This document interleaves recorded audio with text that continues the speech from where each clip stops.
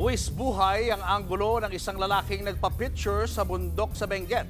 Nawalan siya ng balanse hanggang sa nahulog sa banging sintaas ng 15 palapag na gusali.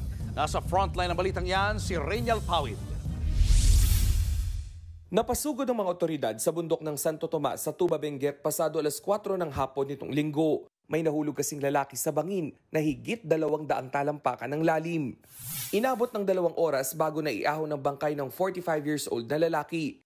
Talagang malala po yung sinapit ng tao kasi halos sa ulo yung tama, tapos mga extremities ng katawan.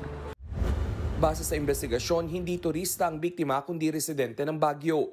Kasama niya ang 2 niyang anak nang pumunta sa tinatawag na Biyak na Bato. Sa Biyak na Bato kasi overlooking po natin ang mga iba't ibang tanawin doon. Pupunta po sila doon, magkukuha lang po ng litrato, tapos parang nag-drop by lang sila doon.